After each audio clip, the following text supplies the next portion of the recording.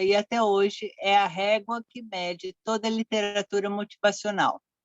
Seu sucesso também ajudou a criar o mercado para os milhares de biografias de negócios que contam com detalhes como sonhos nasceram, planos foram feitos, frustrações foram encaradas e triunfos foram alcançados em cada setor dos negócios modernos.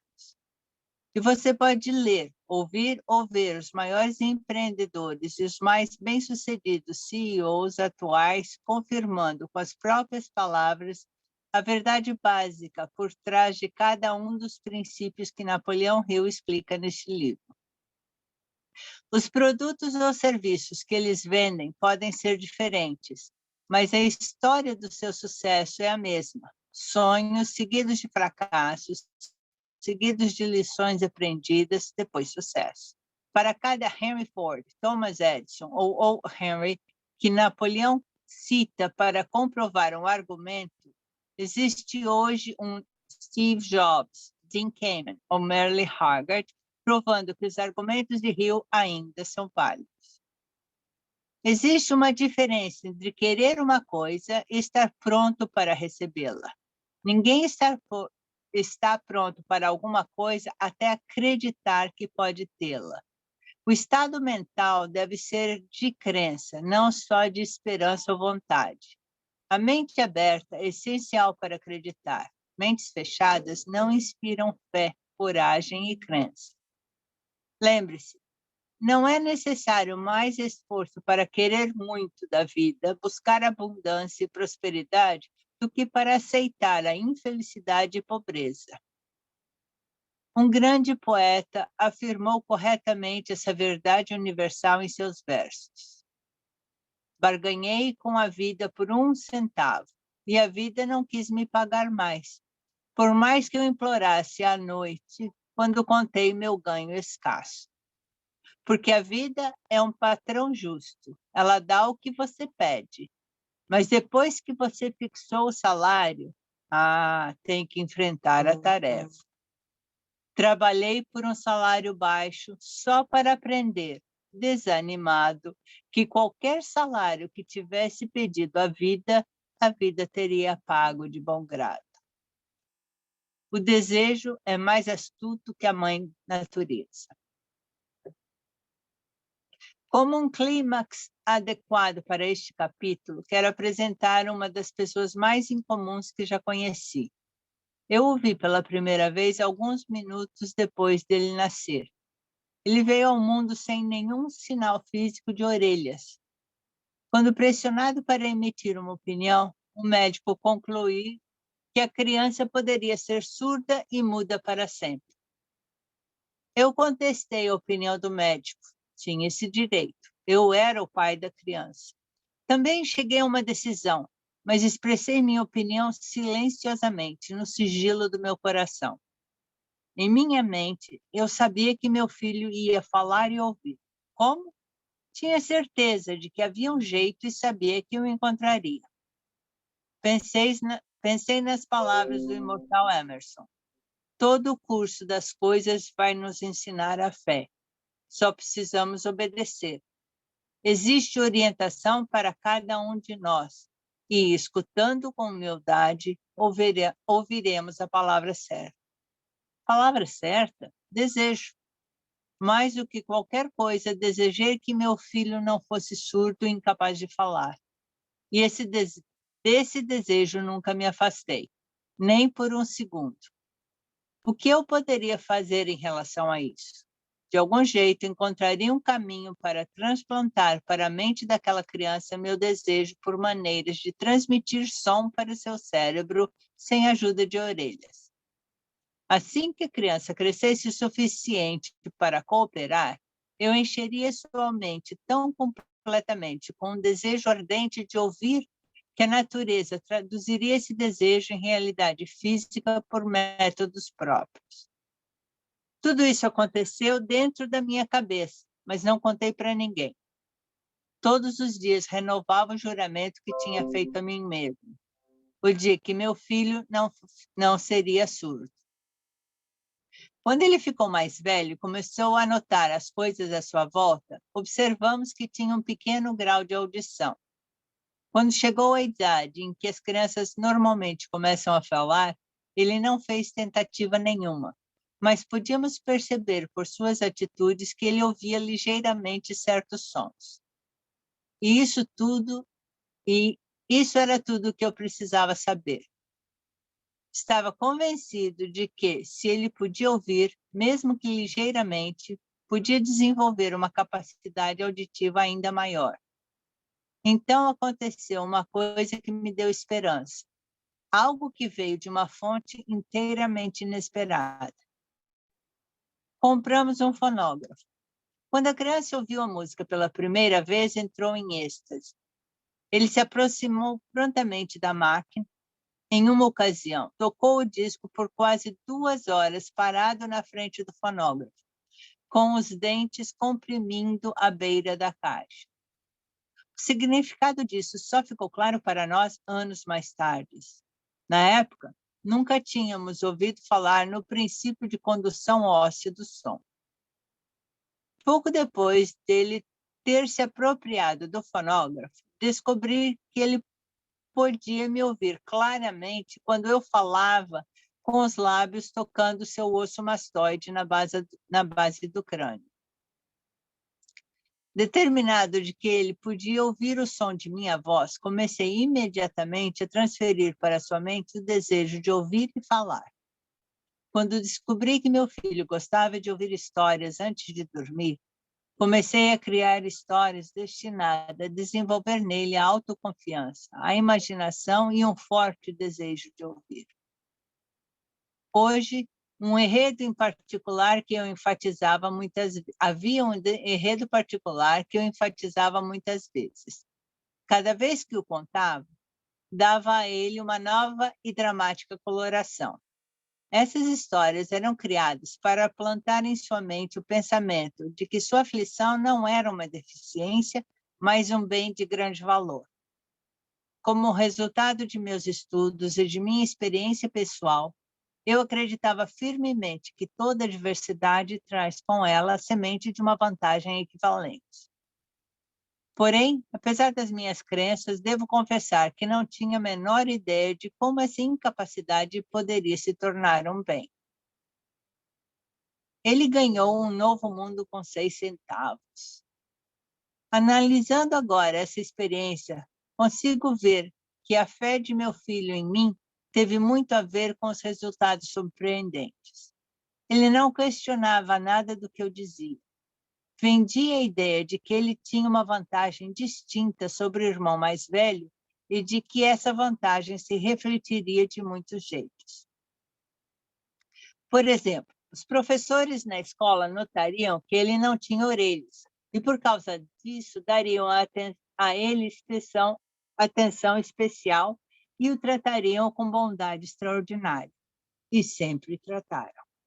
Também vendi para ele a ideia de que, quando ele tivesse idade suficiente para vender jornais, seu irmão mais velho já estava se tornando vendedor de jornais.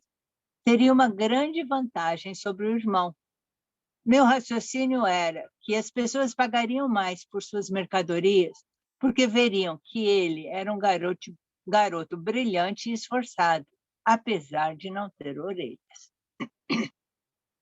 Quando ele tinha uns 7 anos, mostrou a primeira evidência de que meu método de estimulação mental estava dando frutos. Durante vários meses, ele implorou pelo privilégio de vender jornais, mas a mãe não permitiu. Finalmente, ele partiu para a ação. Uma tarde, quando ficou sozinho em casa com os empregados, pulou a janela da cozinha e saiu sozinho. Pegou 6 centavos emprestados no sapateiro vizinho, investiu o dinheiro em jornais para vender. Pegou o dinheiro que ganhou, reinvestiu em mais jornais e repetiu o processo até a noite. Depois de fazer as contas e devolver os 6 centavos ao seu banqueiro, ele descobriu que tinha lucrado 42 centavos. Quando chegamos em casa à noite, o encontramos adormecido na cama, com o dinheiro bem preso na mão fechada. A mãe abriu sua mão, pegou as moedas e chorou. Imagine, acho que ela chorou pela primeira vitória do filho. A minha reação foi oposta. Eu ri, porque soube que a empreitada de plantar na mente do meu filho uma atitude de fé nele mesmo havia dado certo. A mãe viu um garotinho surdo que tinha ido às ruas sozinho em sua primeira empreitada comercial e arriscado a vida para ganhar dinheiro. Eu vi um pequeno empreendedor corajoso, ambicioso e autossuficiente, cuja confiança em si mesmo havia aumentado 100%. Ele havia começado uma atividade por iniciativa própria e tinha vencido. Não fiquei apenas satisfeito, fiquei impressionado. Ele havia demonstrado claramente os primeiros sinais dos recursos que o acompanhariam pela vida inteira. O garotinho surdo passou pelo ensino fundamental, médio e pela faculdade sem poder ouvir os professores, exceto quando gritavam bem alto e perto dele. Não foi para uma escola para surdos e não usamos a língua de sinais.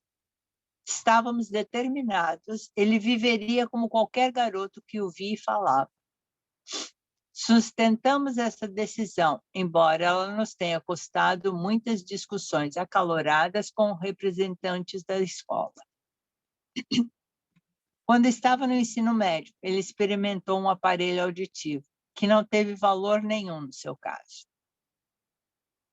Durante a última semana da faculdade, aconteceu uma coisa que marcou o mais importante momento de transformação em sua vida. Aparentemente, por acaso, ele recebeu outro aparelho auditivo enviado para ser testado. Ele demorou para testá-lo devido à decepção com o aparelho similar. Finalmente, ele o pegou e, descuidado, colocou na cabeça e ligou a bateria. De repente, como que por mágica, seu eterno desejo de ouvir normalmente se tornou realidade. Pela primeira vez na vida, ele ouvia praticamente tão bem quanto qualquer pessoa com audição normal. Eufórico com o novo mundo mostrado a ele, correu para o telefone, ligou para a mãe e ouviu a voz dela perfeitamente. No dia seguinte, pela primeira vez na vida, ele ouviu com clareza a voz dos professores na sala de aula. Pela primeira vez na vida, podia conversar livremente com outras pessoas sem que elas tivessem que falar alto. De fato, ele se apoderava de um mundo transformado. Seu desejo finalmente rendia frutos, mas a vitória ainda não era completa. Ele ainda precisava encontrar um jeito definitivo e prático de converter sua incapacidade em um bem equivalente. Pensamento que faz milagres. Intoxicado com a alegria do mundo de sons recém-descoberto, ele escreveu uma carta para o fabricante do aparelho auditivo, descrevendo com entusiasmo sua experiência. Alguma coisa na carta fez a empresa convidá-lo para ir a Nova York. Ele foi levado para visitar a fábrica. Enquanto conversava com o engenheiro responsável e contava a ele sobre seu mundo modificado, uma ideia, uma inspiração, chame como quiser, surgiu em sua cabeça. Foi esse impulso de pensamento que transformou sua incapacidade em bem. Um bem que renderia muito dinheiro e muita felicidade para sempre. A soma e a substância daquele impulso foram o seguinte: ele pensou que poderia ajudar os milhões de pessoas que passam pela vida sem o benefício dos aparelhos auditivos, se pudesse encontrar um jeito de contar a elas a história que havia mudado seu mundo. Durante um mês, ele realizou uma pesquisa extensa, na qual analisou todo o sistema de marketing do fabricante do aparelho auditivo. Depois, criou um plano para alcançar outras pessoas com deficiência auditiva no mundo todo. Compartilhar com elas seu mundo modificado recém-descoberto. Feito isso, escreveu um plano de 2 anos baseado em suas descobertas. Quando apresentou o plano à empresa, foi imediatamente contratado com o objetivo de realizar sua ambição. Quando foi trabalhar, ele nem sonhava que seu destino era levar esperança e alívio prático a milhares de pessoas que, sem sua ajuda, seriam limitadas para sempre pela surdez. Não tenho dúvida que Blair seria surdo e mudo a vida toda, se a mãe dele e eu não tivéssemos conseguido moldar sua mente como fizemos. Quando plantei em sua mente o desejo de ouvir, falar e viver como outras pessoas, o impulso foi acompanhado de uma estranha influência que fez a natureza se tornar uma construtora de pontes e transpor o golfo de silêncio que existia entre seu cérebro e o mundo exterior.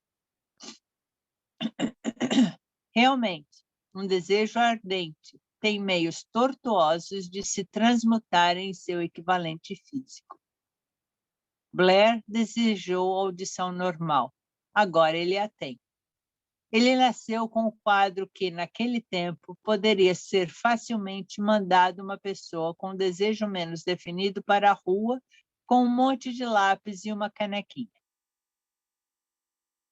A mentirinha inocente que plantei em sua mente quando ele era criança, que o levou a acreditar que a deficiência auditiva se tornaria um grande bem, justificou-se.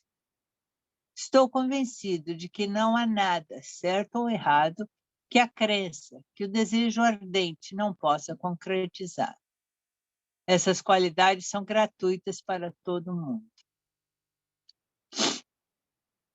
Comentário.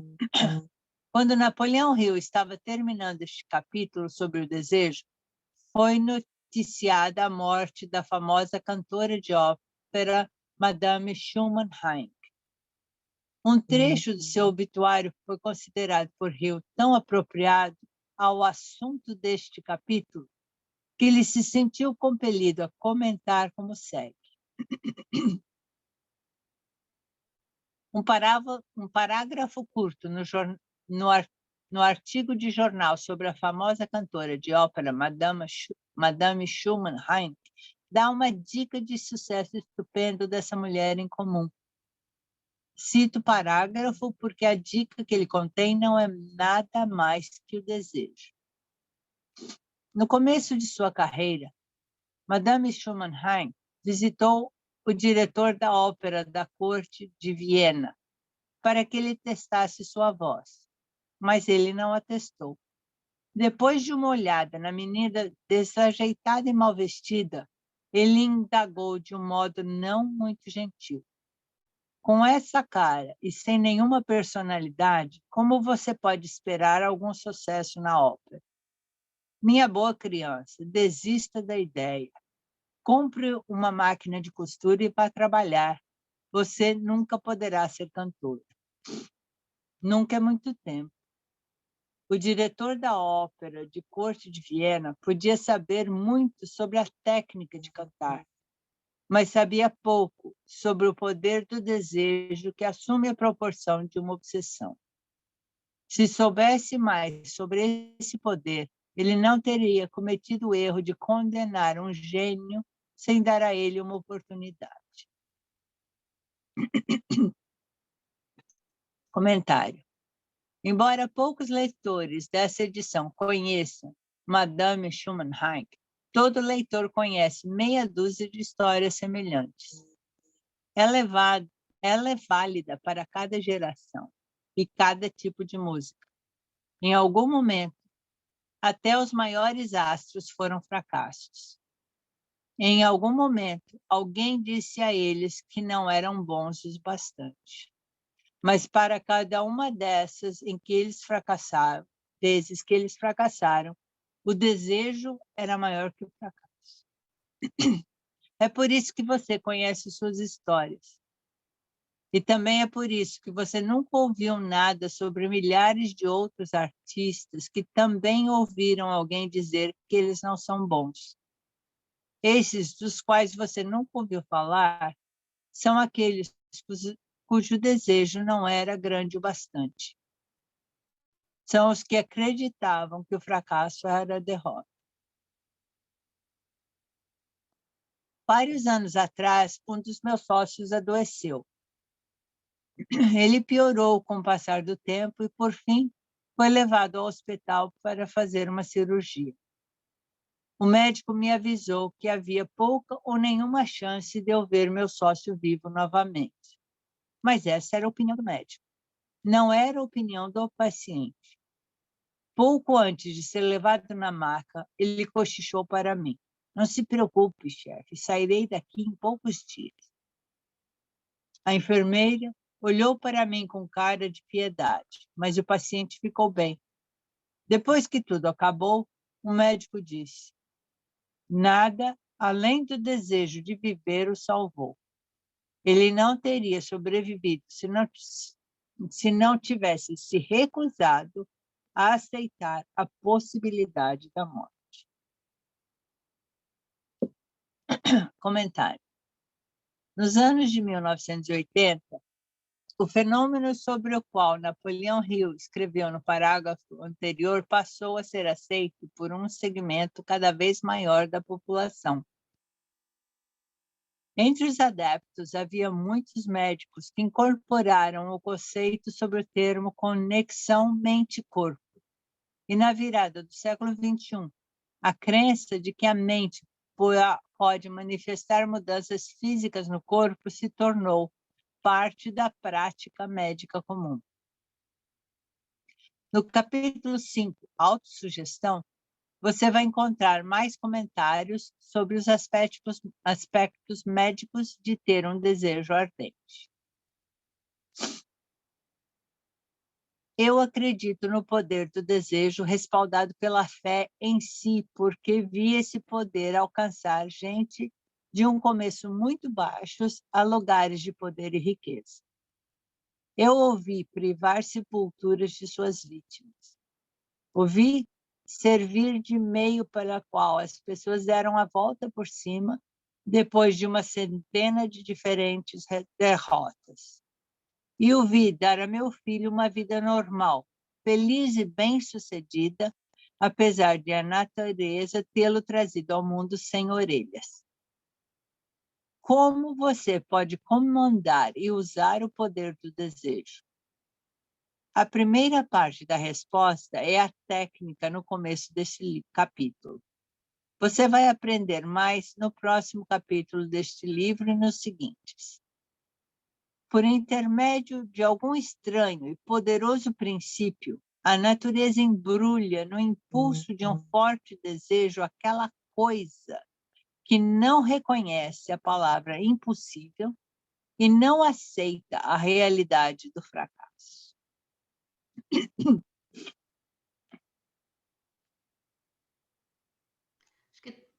Não há